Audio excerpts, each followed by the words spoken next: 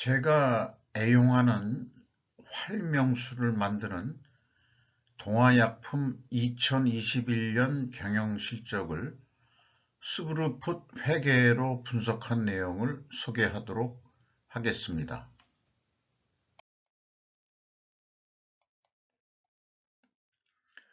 주가부터 먼저 보면은요, 현재 13,400원으로서 2020년 말 주가보다는 6,250원이 하락했습니다. 장부 가격의 108% 선으로 산출이 됩니다. PBR로 56%가 하락했습니다. 하락한 원인이 경영성과와 연결이 되는지 또한 살펴보도록 하겠습니다. 5% 이상 주주명을 보면은 윤도준 씨가 5.13%, 동아 GMP가 15.2%, 가송재단이 6.39%를 소유하고 있습니다. 외국인 투자 지분율은 5% 이하에서 기재를 하지 않았습니다. 앞선 그 동성제약은 규모가 더 작음에도 불구하고 외국 투자 자본이 5% 이상 점유한 것에 비해서 좀 그런 면에서 좀 비교가 된다고 할 수 있겠습니다. 주요 그 CEO가 2021년에 유주나 대표이사가 부사장급으로서 대표이사로 선임이 됐고요. 2020년까지 CEO를 역임했던 박기환 씨는 많이들 다들 표현하지만은 일신상의 사유로 퇴임했다. 임기가 다 돼서 나간 것도 그냥 일신상이라고 다들 습관적으로 쓰는 것 같습니다. 어쨌든 2021년에 그 CEO가 바뀌었다. 전문 경영인이라고 할 수 있겠죠. 그 소유주는 윤도준 씨라고 보면 되겠고요. 뭐 생년월일까지는 뭐 안 찾아봤습니다. 근데 그 밑에 그 대표이사 부사장이나 대표이사나 1963년생하고 64년생 정도로 되어 있습니다. 매출이 이 3년 연속 하락하고 있습니다. 뭐 급락은 아니고요. 서서히 하락을 했던 것 같은데 그럼에도 불구하고 2021년도에는 1.8% 조금 다시 상승을 했습니다. 매출 재료비는 좀 더 적게 상승을 했고 0.9%. 저건 어떤 2020년에 그 매출이 그 하락했던 것은 역시 그 팬데믹 영향 아닐까 그런 생각을 좀 해봅니다. 술들도 덜 먹고 소화제도 덜 먹지 않았겠느냐 그렇게 생각을 합니다. 저도 그 숙취나 뭐 이런 거를 위해서라도 그렇고 또 소화제로서 활명세를 애용하는 편인데 가격이 그 올랐더라고요. 그럼 일단 그렇고 스루풋은 2.3% 증가했습니다. 스루풋율은 0.3%가 증가했습니다. 근데 2019년에 비해서는 내려간 거죠. 네.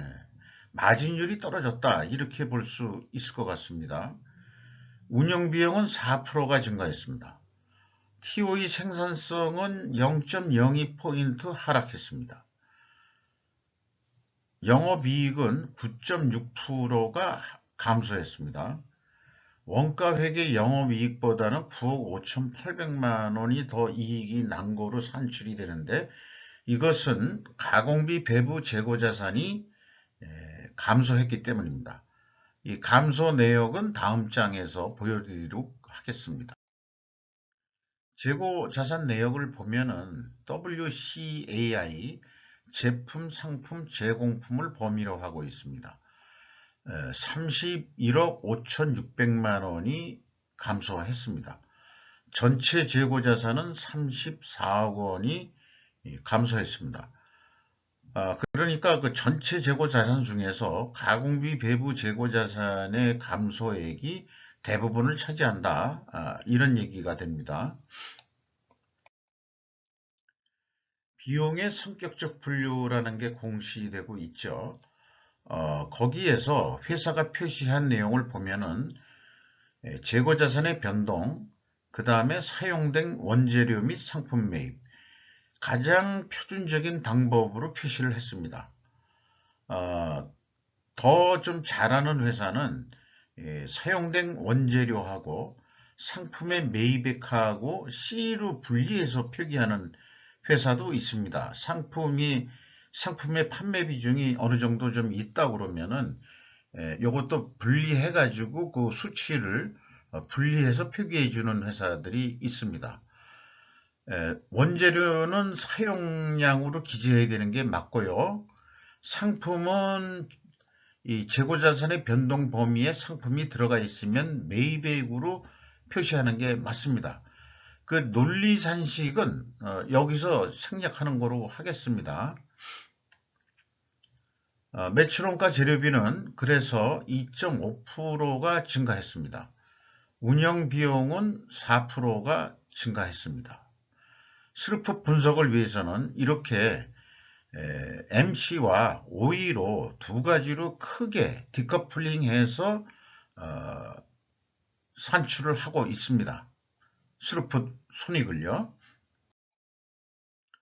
운영 비용 중에서 주요 비용으로서 첫 번째로 제가 리스트업하는 비용은 바로 인건비가 되겠습니다. 인건비가 673억 원이 집행이 돼서 전년보다 4.7% 증가했습니다. 운영비용 대비 비율로는 0.3% 상승입니다. 직원이 7명 감소했는데요. 대표 포함 그 자연 감소 인원으로 판단이 됩니다. 인당 평균 임금이 9,190만 원으로서 거의 대기업 수준급으로 올라갔습니다. 임금 인상률은 5.7% 인상이 되었습니다. 외주비가 있는데요. 외주비는 3.8%를 줄였습니다. 가공비를 산출해 보면은 가공비가 2019년도 18%에서 30%로 쫙 그 상승을 해왔는데 이 가공비가 늘어난다는 것은 그 생산 공정이 늘어났다고 그렇게 일반적으로는 생각을 할 수 있는데요. 조립산업에서는 그렇습니다만은 의약품이란 게 대부분 공정산업 비슷한 거거든요. 때문에 이 가공비의 그 상승은 상대적으로 그 재료 비율이 오히려 떨어졌기 때문에 이 가공 비율이 그 상대적으로 상승한 거 아니냐 이렇게 한번 생각해 보고 있습니다. 그 다음에 이제 PQ 총 제조 비용이라는 게 두 가지가 있는데 원래는 없어야 되겠죠. 없어야 되는데 P 총 제조 비용은 이 재고자산의 회사가 제시한 비성분 데이터를 가지고 거기에서 총 제조 비용을 산출해내는 것이고 Q 총 제조 비용은 매출원가에서 재고자산 증감액을 가감해 가지고 산출해내는 방식인데 차이가 없는 것은 재고자산의 변동 범위 기준이 스카이오 홀딩스가 가져가는 Q 기준과 일치한다는 얘기고 이것이 표준 모델이라고 할 수 있겠습니다. 재고자산 회계 투명성 2단계로서 재고자산의 증감을 비교하면 일치를 합니다. WCAI 그 증감액은 기말에서 기초를 빼가지고 한 거기 때문에 재고가 감소했을 경우에는 그 마이너스로 표현이 되는 거고요.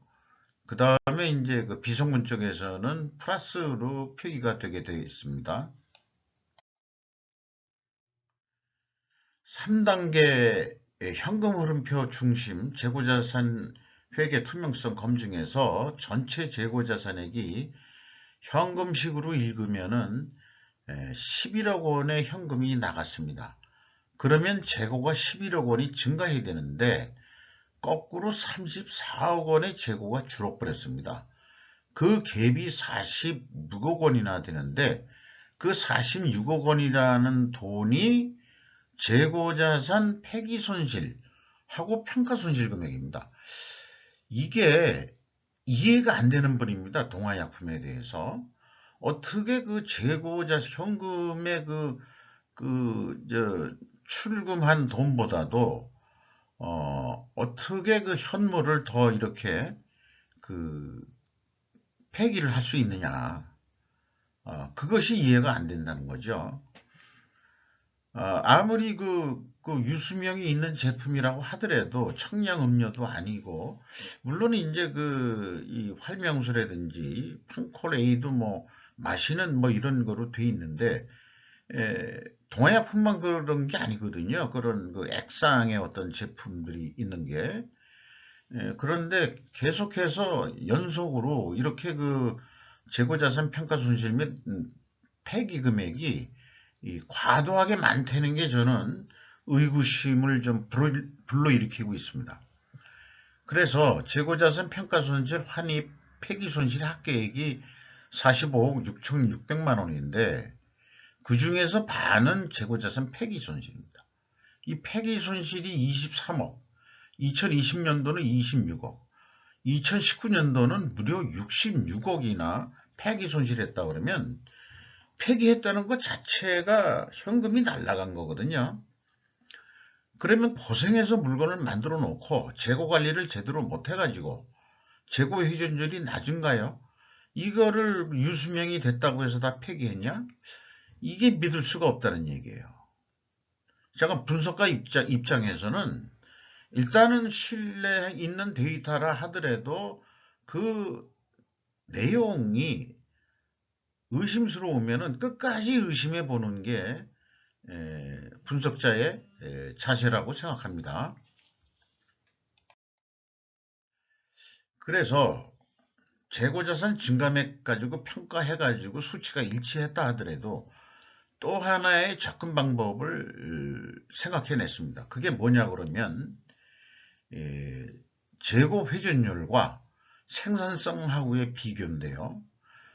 생산성은 물론 운영 비용을 반영한 겁니다만은 재고에 원가 회계 재고 매출 원가에 그 운영비가 들어가 있는 거기 때문에 현장 운영 비용이 그래서 그 두 가지를 비교하는 게 합리적일 것이다 라고 판단이 돼서 두 가지를 비교하고 있습니다. 2021년도를 보면은 재고 회전율이 5.6회전으로 상승했습니다. 그런데 일반적으로 재고 회전율이 올라가면은 생산성도 올라가야 되는데 거꾸로 떨어졌습니다. 이렇게 반대 방향으로 나올 경우에는 분식회계 개연성 가정을 세우고 있습니다. 그러면은 회사 입장에서 우리가 분식회계 할 얘기가 없다. 그거를 밝혀주겠노라. 그게 뭐냐 그러면은 반증을 할 수 있는 추론은 그거죠. 원재료 가격이 하락했거나 판매 가격이 하락했어야 이 재고 회전율 5.6회전과 그 다음에 TOE 생산성 하락이 반증 입증이 된다. 이런 얘기가 되겠습니다. 그거는 다음 장에 또 추가로 얘기하기로 하고요. 재고 회전율이 증가하면은 버퍼율은 내려가게 돼 있고요. 그 다음에 그 미래가치라는 것을 하나 만들어 봤는데, 그게 20.3% 상승했습니다. 주가 상승 요인으로 보통 인식하고 있는데, 앞에서 봤듯이 주가는 계속 내려가고 있죠.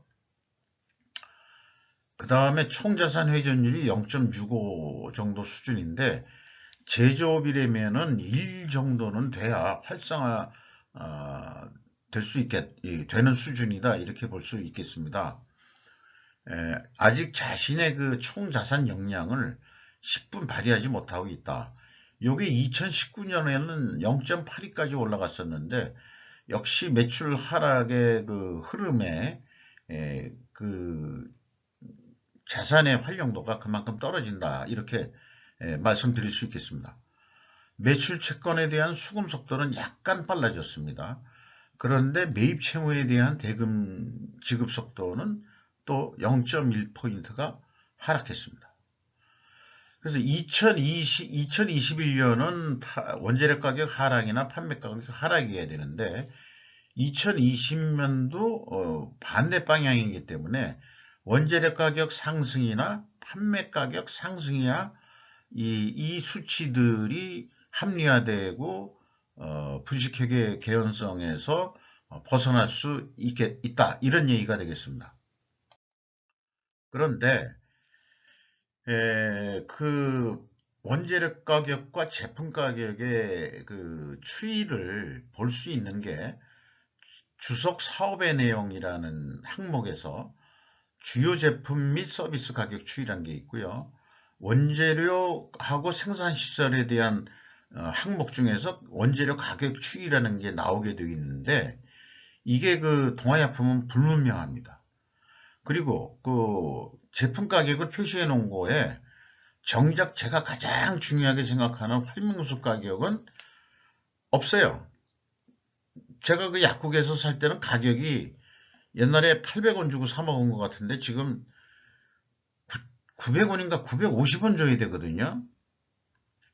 그런데 이 회사가 이 매출의 25%나 차지하는 그렇게 중요한 제품의 가격을 공시하지 않았다?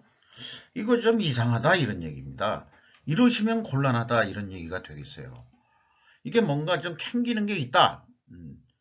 그런 얘기가 되겠습니다.